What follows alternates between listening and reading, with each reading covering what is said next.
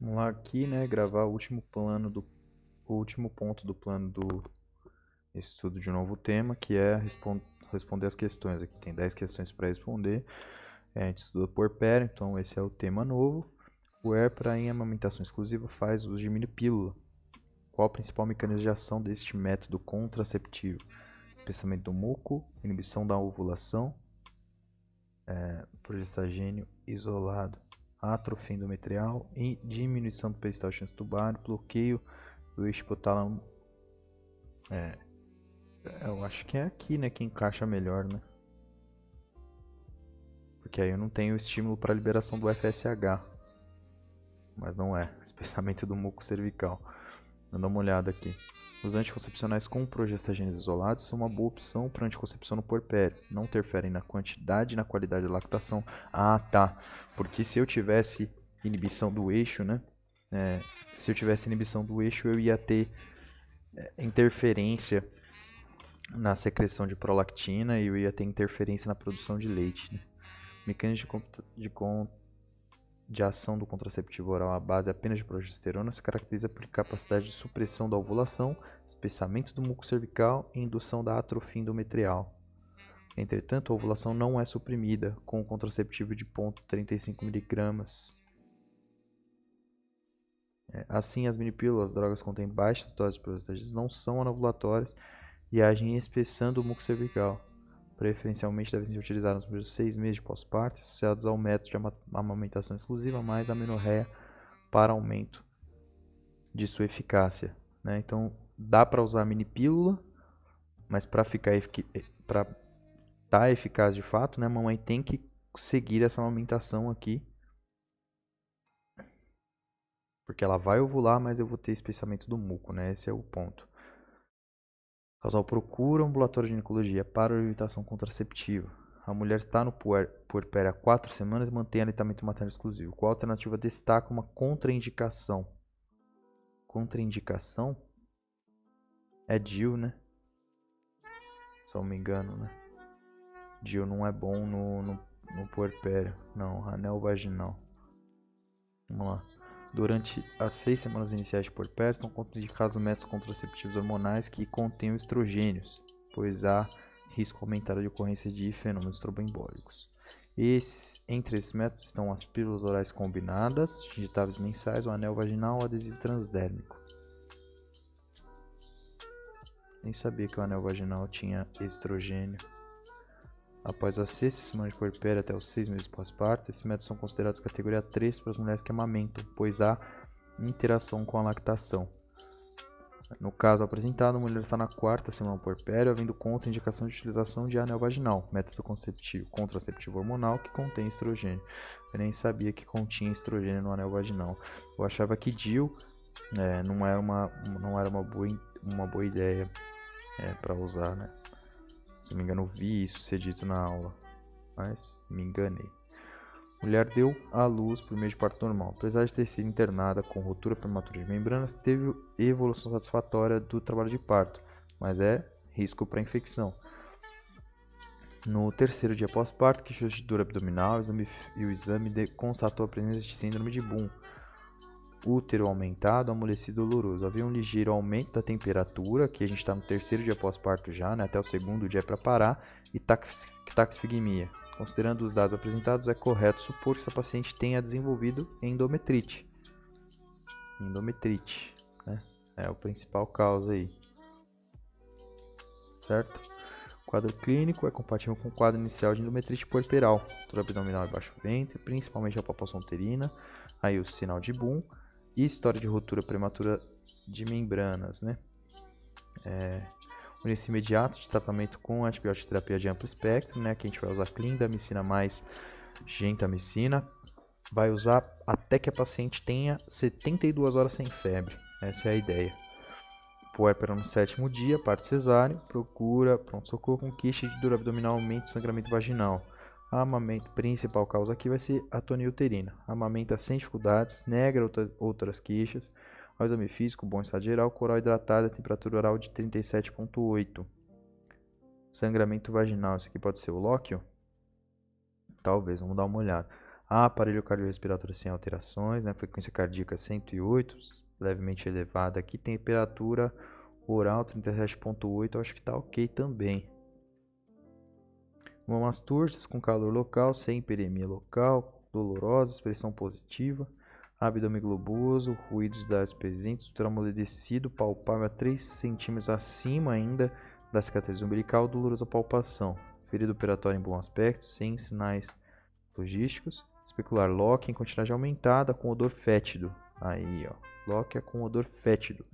Esse é o grande, né, toque vaginal colo pélvico 2 centímetros. Já era para estar fechado, né? Uma semana aí de PO. É para estar fechado. Ultra aumentado, doloroso. Em relação à principal hipótese diagnóstica, que a gente acha que é a endometrite. Traço de uma infecção do sítio cirúrgico? Não. Principal fator de risco é a ocorrência de fissuras? Não. Principal fator de risco é a ocorrência de parto cesáreo. Isso é verdadeiro. Pode-se orientar a observação do quadro? Não. O paciente pode ser tratado ambulatorialmente? Não. Que vai fazer tratamento com clindamicina e gentamicina, né? Esse paciente vai ser internada. E o principal fator de risco é parto cesáreo. Isso é verdadeiro. O principal fator de risco é o parto cesáreo. 20 minutos após parto normal e dectação adequada, o paciente primíparo apresentou intenso sangramento vaginal, provável atonia uterina. Providencia-se acesso venoso calibroso, infusão endovenosa de fluidos e revisão do canal de parto que não mostra lacerações. Deve-se realizar compressão e massagem uterina, administração endovenosa de ocitocina, intramuscular de ergotamina ou retal de misoprostol. Retal de misoprostol? Não sei se é assim. Ocitocina endovenosa e embolização. Compressão e massagem. Massagem uterina é a primeira coisa que faz. A massagem uterina por laparotomia? Não. Compressão e massagem uterina, administração endovenosa de ocitocina, intramuscular de ergotamina. Então aqui já está mandando fazer muita coisa, né? Ocitocina endovenosa, aí embolização, já faz embolização. E a massagem, né? Massagem é a coisa mais importante. Ergotamina, ocitocina ou misoprostol por via endovenosa associadas à compressão abdominovaginal do útero. Compressão abdominovaginal é exatamente a minha manobra, né? Então acho que encaixa isso daqui, né? Ergotamina, ocitocina ou misoprostol por via endovenosa associadas à compressão. Isso daqui e isso daqui estão muito semelhantes, né? Parece que é a mesma coisa. Hemorragia puerperal está relacionada a 70% dos casos à alteração do tônus. Em caso de atonia uterina com hemorragia puerperal, a primeira conduta preconizada deve ser a massagem uterina. Sim, isso é verdade. Associados à compressão abdominovaginal do útero, que é a massagem. Ah, não, isso aqui não está escrito massagem aqui, irmão. Massagem. Como que é o nome da técnica? Não lembro. Hampton. Ou Hilton. Alguma dessas duas, né? Acho que é Hilton. Massagem uterina. E a associação, né, de medicações uterotônicas como citocina endovenosa, ergotamina intramuscular ou misoprostol. Caso não ocorra a melhora do quadro, deve-se tomar as medidas não farmacológicas como a utilização do balão de Bacre, seguida por medidas cirúrgicas, suturas, né, anteroposterior de Bellint, ligadura vascular e esterectomia em último caso. Massagem, oxitocina, massagem e oxitocina. No tratamento da hemorragia pós-parto, os derivados da ergotamina são contraindicados nas portadoras de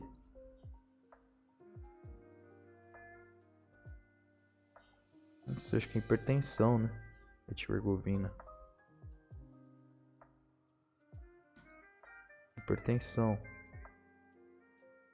Hipertensão, isso mesmo.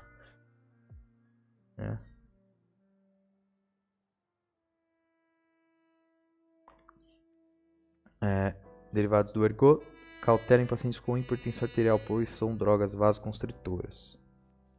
Exato. São fatores de risco para hemorragia pós-parto? Bom, cesárea é um deles, com certeza, então cesárea vai estar citado aqui. TPP e diabetes, pode ser. Diabetes, trabalho de parto prematuro, inserção baixa de placenta. Síndrome hipertensiva, cesárea de emergência, inserção baixa de placenta. Diabetes aqui eu não sei se é, né? Na diabetes eu tenho lesão vascular, trabalho de parto prematuro, por que seria? O útero tá menor? Não, acho que é aí, aqui, perfeito, né?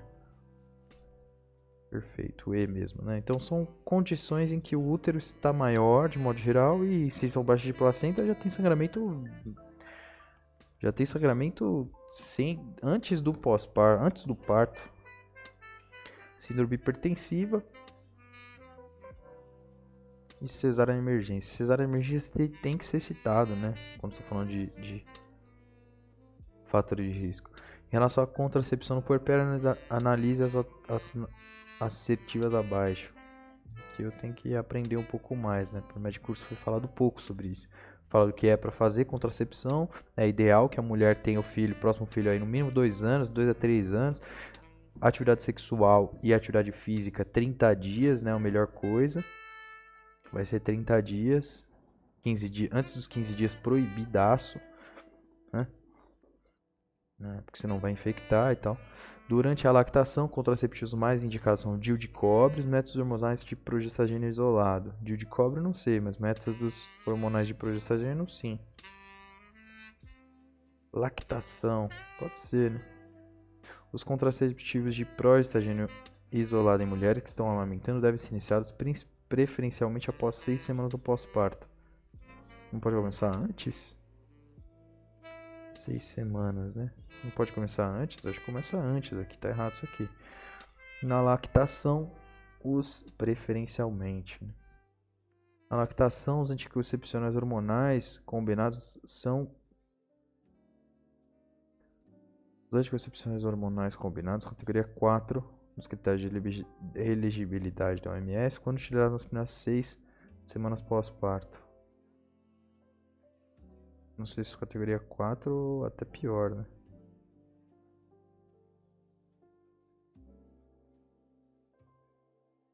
Vou responder aqui as 3. As 3. Mas o raciocínio a gente conseguiu fazer nesse sentido. A OMS defende fortemente o aleitamento materno para os lactentes. O sucesso da iniciação e continuação na amamentação depende de múltiplos fatores, tais como educação, práticas e políticas de aleitamento materno em hospitais, que é o que a gente vai fazer na sexta-feira, acompanhamento pela equipe médica de saúde e apoio familiar. A mastite ocorre em 2 a 3% dos lactantes. A conduta mais adequada nessa complicação é a antibiótica terapia oral e analgesia. Interromper o tratamento não, alterar a fórmula não, tal, não, antibiótica terapia, né? Tem a mastite confirmada, quer dizer que é bacteriano, Staphylococcus aureus é meu principal agente e eu vou precisar tratar essa mãe com cefalexina, né? Uma cefalosporina de segunda. Ou é de primeira? Cefalex. Cefalexina. Os antibióticos mais indicados são penicillinase resistentes, a penicillinase ou cefalosporina, que cobrem Staphylococcus aureus produtores de beta-lactamase. Tal, porque só deverá ser interrompida a amamentação no caso de grande abscesso e quando tiver saída, né, drenagem do pus para o mamilo, né, porque a gente não vai obrigar o bebê a beber pus. Mulher de 23 anos no puerpério procura emergência pois está tendo dificuldade em amamentar. O bebê faz uso frequente de complementação alimentar. Há 4 dias apresentando enrijecimento mamário progressivo e túrbido lateralmente, principalmente na mama direita, com área de hiperemia e calor. Refere um episódio de febre baixa. Qual a conduta nesse momento? Drenagem lática e antibióticos? Mamotomia? Debridamento? Não, drenagem lática e antibióticos, né? Então, eu sei que tem regurgitamento aqui nessa mama, né? Então, duas causas de mastite, né? Que estão meio que associadas, na verdade. Fissura mamária, né? Por má pega. E encurtamento mamário, também por má pega. O bebê não puxa tudo. Tratamento de mastite ordenha e aumento de gestão de líquidos e repouso, que faz sentido lógico, né? Não posso duvidar da lógica. E acabaram aqui as 10 questões, né? Eu acho que eu prefiro fazer mais questões, para falar a verdade. Então eu vou lá no negócio de questões para resolver mais questões aqui. Porque tá pouca questão, né? Tá pouca questão. Vamos lá aqui.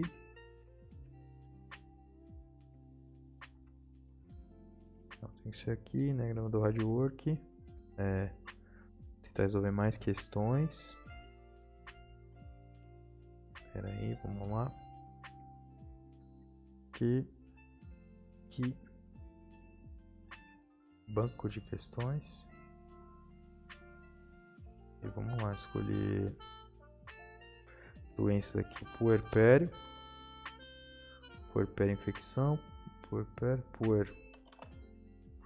Puericultura, puerpério contracepção, puerpério mastite, puerpério todos, né? Puerpério todos, e aí fica considerada bastante coisa aqui.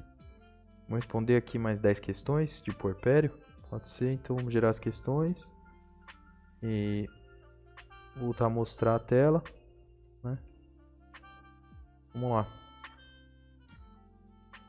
Puérpera após parto cesárea com curagem uterina a 3 horas começa a apresentar sangramento vaginal aumentado e persistente. Ao exame, o útero encontra-se acima da cicatriz umbilical indolor à palpação. Não tem triade de Brum. Diante do quadro clínico, qual a diagnóstico mais provável? Mais provável a atoniuterina. 3 horas, né? Deu em tempo. Atoniuterina. Nos casos de hemorragia pós-parto, a medicação de primeira linha do tratamento da atoniuterina é a ocitocina. Essa é de primeira linha. Mas tudo aqui pode ser usado, né? Não sei a terbutalina, mas misoprostol sim, metilergovina sim, metilergometrina, ácido tranexâmico, tudo aí pode ser usado.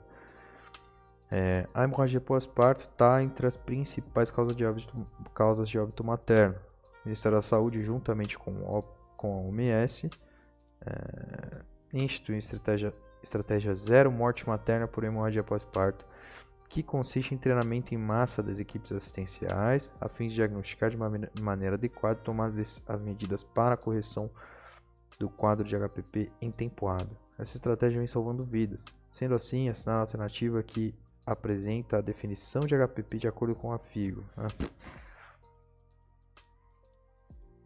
Não sei qual é a definição exata. Sangramento excessivo no quarto período devido à atoniuterina? Não tem nada a ver com a causa, né? Aqui pode ser.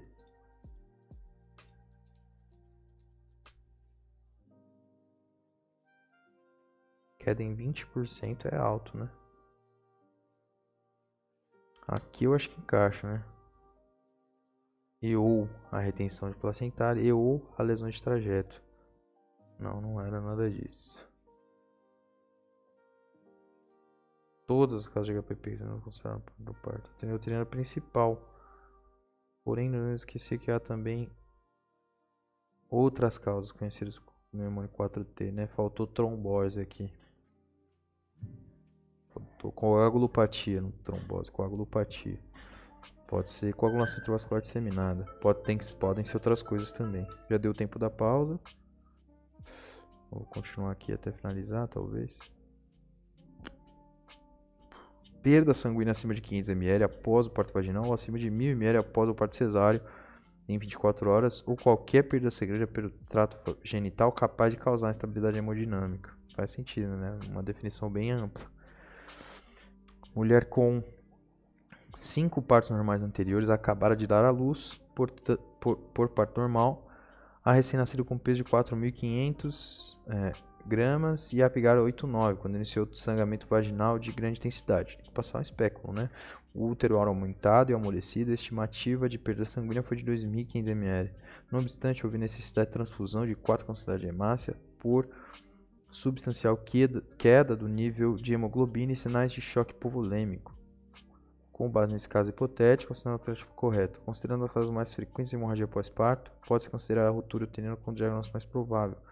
Pode até ser, né? Mas apenas um fator de risco. Não, multiparidade. Eita, e agora? Multiparidade também é. Então não é só um fator de risco, não.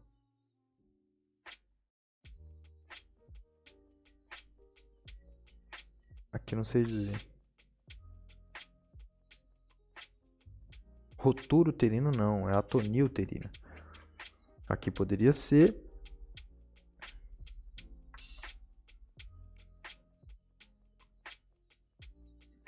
Acho que eu vou de B aqui. Acertei a questão. A manobra de Cristelli é proscrita atualmente. Consiste na aplicação de pressão na parte superior do útero com o objetivo de facilitar a saída do bebê. Tá, lembrei, era isso mesmo, né? Eu pensei na manobra, pensei no que estava acontecendo, mas não quis dizer porque eu achei que estava pensando errado. Mas tá bom, acertei a questão, tá ótimo. RFT, né? Rivana Ferreira Torres. 3 gestos, 2 partos normais, 37 semanas e 5 dias, sem comorbidades, é admitida em trabalho de parto. Evoluiu com parto normal, com laceração de segundo grau, rafia sob anestesia local, dando à luz a um RN masculino, peso de 4.000, macrossômico, Apgar 910, dectação espontânea de placenta íntegra. Durante a monitorização da primeira hora de pós-parto, evolui com sangramento genital aumentado, com útero amolecido e doloroso, mesmo após a realização de massagem uterina e ocitocina intravenosa. E aqui o que a gente faz? Usa balão de Bacri. Não seria efetivo nesse caso, devido ao sangramento intenso apresentado pela paciente. Acho que não. Não apresenta fatores de risco para essa complicação, apresenta sim. Pode-se fazer o uso de misoprostol via vaginal para tentativa de controle de sangramento? Aqui eu não sei. Apresenta pelo menos um fator de risco para a ocorrência desse tipo de complicação. Pelo menos um ela apresenta sim. Só que não pode dizer que não, né? Ela tem macrosomia. Ela é multípara. Pode fazer o uso de metil-ergovina via retal, pois o paciente não apresenta contraindicações ao uso da medicação. Eu acho que metil-ergovina não é feito por via retal. E como ela fez... o paciente fez aqui parto normal.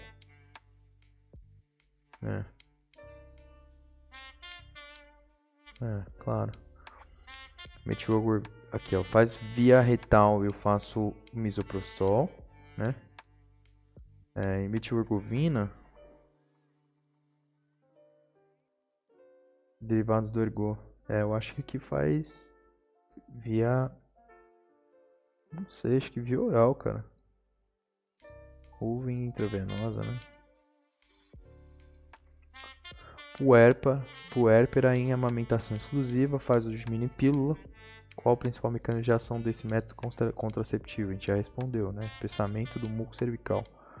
Respondeu. Não. MSS, Maria do Socorro Silva, 38 anos, gesta 5, pariu 4, aborto 0, IG de 40 semanas, apresentando polidrâmino, né? Tem distensão então uterina, é administrado no centro obstétrico com feto cefálico, 3 contrações em 50 segundos em 10 minutos, com colo de 7 cm de dilatação, até aqui tá tudo bem. Bolsa das águas íntegras. Então ela ainda está no período de dilatação, né? Daqui a pouco a gente vai entrar aqui, vão aumentar as contrações, a gente vai entrar no período expulsivo. Com relação às medidas de prevenção da hemorragia pós-parto nessa paciente, qual a afirmativa correta? É fazer ocitocina intramuscular. Acesso venoso calibroso, reserva de sangue e ocitocina 10 unidades intramuscular imediatamente após o nascimento. Isso aqui parece bonito. Não sei o que lá. Durante a primeira hora pós-parto. Não. Isso aqui eu acho que tem que ser citado sempre, né? Ocitocina 10 unidades via intramuscular tem que ser citado sempre. Na paciente que for fazer cesárea, dá para fazer intravenoso, né? A ação vai ser mais rápida. A amniotomia Metilergovina, por que que a gente faria a amniotomia? Deixa desenvolver, né? Imediatamente após o parto, seguida de tração controlada do cordão umbilical. Isso aqui é feito também, tração controlada. Expressão no fundo uterino associada a tração, tal, ácido tranexâmico e reserva de concentrado de hemácias. Não, isso aqui... Acesso venoso calibroso, porque se precisar a gente infunde fluido, né? Antes, no início, infunde fluido primeiro, né? Infunde fluido, faz ocitocina. Depois pensa em fazer transfusão sanguínea. Puérpera de 22 anos, 10º dia de pós-parto, cesariana eletiva por apresentação pélvica. Então, 10º dia de pós-parto. Procura OBS com queixa de há 2 dias, está apresentando dor intensa na mama direita, dificuldade para amamentar e febre. O exame físico, a aparência cansada, PA de 110/60, frequência cardíaca de 110, temperatura axilar de 38,5. 10 dias, né? Endometrite. Mama esquerda sem endometrite. Endometrite, mastite. Mama direita dolorosa, com hiperemia e área de edema no quadrante superior externo, sem sinais de flutuação. Auscultar respiratória sem alterações, cardíaca normal. A conduta mais adequada. Encaminhar paciente para a maternidade de referência para abordagem. Não. Ibuprofeno, cefalexina por via oral e calor local. Ultrassonografia de mama, suspende a amamentação. Quer brigar com o pediatra, suspende a amamentação, né? Então, prescrever ibuprofeno e cefalexina por via oral e calor local.